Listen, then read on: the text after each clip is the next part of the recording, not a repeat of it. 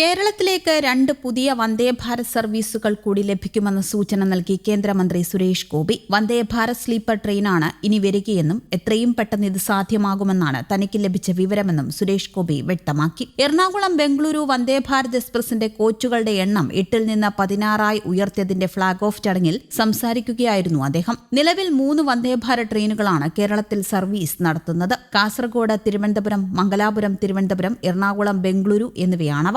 ഇതിനു പുറമെയാണ് 2 എണ്ണം കൂടി വരാൻ പോകുന്നത്. രാത്രിയാത്ര എളുപ്പമാക്കാനാണ് ബംഗളൂരുവിൽ നിന്ന് സ്ലീപ്പർ ട്രെയിൻ ആരംഭിക്കുന്നത്. ബംഗളൂരുവിൽ നിന്ന് പുറപ്പെട്ട് എറണാകുളം വഴി നാഗർകോവിലേക്കായിരിക്കും സർവീസ്. ഇത് സാധ്യമായാൽ തിരുവനന്തപുരം ബംഗളൂരു വന്ദേ ഭാരത് വേണമെന്ന ആവശ്യത്തിനും പരിഹാരമാകും. പൂജയ്ക്കോ ക്രിസ്മസിനോ സ്ലീപ്പർ എത്തുമെന്നാണ് പ്രതീക്ഷയെന്നും സുരേഷ് ഗോപി പറഞ്ഞു. ഗോവയിൽ നിന്ന് മംഗളൂരു വരെ സർവീസ് നടത്തുന്ന വന്ദേ ഭാരത് കോഴിക്കോട്ടേക്ക് നീട്ടുന്നത് സംബന്ധിച്ചും അദ്ദേഹം സൂചിപ്പിച്ചു. മഡ്ഗാവിൽ നിന്ന് മംഗളൂരു വരെ സർവീസ് നടത്തുന്ന വന്ദേ ഭാരത് കണ്ണൂർ വരെ നീട്ടണമെന്ന ആവശ്യം നേരത്തെ തന്നെയുണ്ട്. ഇത് കോഴിക്കോട്ടേക്ക് നീട്ടണമെന്ന മലബാർ ചേംബർ ഓഫ് കൊമേഴ്സ് ആവശ്യപ്പെട്ട കാര്യമാണെന്നും സുരേഷ് ഗോപി സൂചിപ്പിച്ചു. കേരളത്തിനകത്തോടുന്ന ആദ്യത്തെ 2 സർവീസുകളിലും 170% ഓക്യുപ്പൻസി നിരക്കെന്ന് ചടങ്ങിൽ സംസാരിച്ച Thiruvananthapuram divisional railway manager Divyakant Chandrakar പറഞ്ഞു. ബംഗളൂരു എറണാകുളം സർവീസിന് ഏകദേശം 150% ഓക്യുപ്പൻസി നിരക്കുണ്ട്. രാജ്യത്തു തന്നെ ഏറ്റവും ഉയർന്ന ഓക്യുപ്പൻസി നിരക്കുള്ള വന്ദേ ഭാരത് ട്രെയിനുകളാണിവ. ബംഗളൂരുവിൽ നിന്ന് കേരളത്തിലേക്കുള്ള രാത്രിയാത്രകൾക്ക് കൂടുതൽ ഡിമാൻഡ് ഉണ്ടാകുമെന്നും യാത്രക്കാർ പറയുന്നു.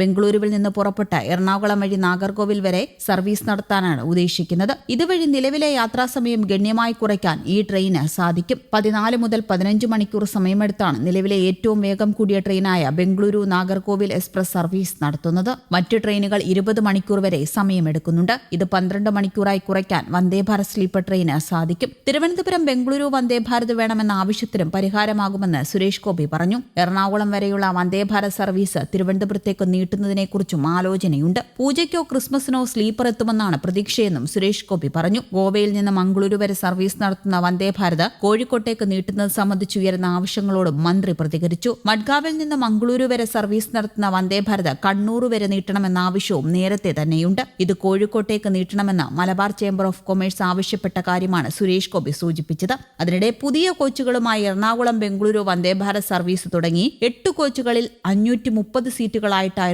ഇതുവരെ ബംഗളൂരു വന്ദേ ഭാരത് സർവീസ് നടത്തിയത്. ഇത് 16 കോച്ചുകളിൽ 1128 സീറ്റുകളായി ഉയരും. വന്ദേ ഭാരതിൽ ടിക്കറ്റ് കിട്ടാനില്ല എന്ന പരാതിക്കും ഇതോടെ പരിഹാരമാകും. എറണാകുളത്ത് നിന്ന് ബംഗളൂരുവിലേക്കും തിരിച്ചും യാത്ര ചെയ്യുന്നവർക്ക് പ്രയോജനപ്പെടുന്ന തീരുമാനമാണ് കോച്ചുകളുടെ എണ്ണം ഉയർത്തിയത്. സീറ്റുകളുടെ എണ്ണം 530 നിന്ന് 1128 ഉയരുന്നതോടെ കൂടുതൽ സുഖകരവും വേഗതയേറിയതുമായ യാത്രാ സൗകര്യം ബംഗളൂരു എറണാകുളം റൂട്ടിൽ യാഥാർത്ഥ്യമാകും. ഓണക്കാലത്തെ തിരക്ക് പരിഗണിച്ചാണ് റെയിൽവേ കോച്ചുകൾ കൂട്ടിയത്. ഓണത്തോടനുബന്ധിച്ച് ബംഗളൂരു വന്ദേ ഭാരതിൽ വലിയ തിരക്കാണ് അനുഭവപ്പെടുന്നത്. ചെയർകാർ വെയിറ്റിംഗ് ലിസ്റ്റ് ഉൾപ്പെടെ നീണ്ടുപോകുന്ന സ്ഥിതിയാണ് നിലവിലുള്ളത്. ഓണാവധി കഴിയുന്ന ഓഗസ്റ്റ് 29 മുതൽ 31 വരെ ബുക്കിംഗ് ഫുള്ളാവുകയും ചെയ്തിട്ടുണ്ട്. മലയാളികളുടെ നിരന്തര ആവശ്യത്തിനൊടുവിലായിരുന്നു ബംഗളൂരുവിലേക്ക് വന്ദേ ഭാരത് ട്രെയിൻ പ്രഖ്യാപിച്ചത്. രാവിലെ 5:50 ബംഗളൂരുവിൽ നിന്ന് പുറപ്പെടുന്ന വന്ദേ ഭാരത് ഉച്ചയ്ക്ക് 1:50 എറണാകുളം സൗത്തിലെത്തുക. മടക്ക സർവീസ് എറണാകുളത്ത് നിന്ന് ഉച്ചയ്ക്ക് 2:20 പുറപ്പെട്ട് രാത്രി 11 ബംഗളൂരുവിൽ എത്തിച്ചേരും. സർവീസ് ആരംഭിച്ചത് മുതൽ മികച്ച പ്രതികരണമാണ് സർവീസിന് ലഭിക്കുന്നത്. ഇനി മുതൽ 14 AC ചെയർകാർ കോച്ചുകളുടെ 2 എക്സിക്യൂട്ടീവ് ചെയർകാർ കോച്ചുകളും ഉൾപ്പെടെയുള്ള 16 കോച്ചുകളുമായാണ് വന്ദേ ഭാരത് സർവീസ് നടത്തുക.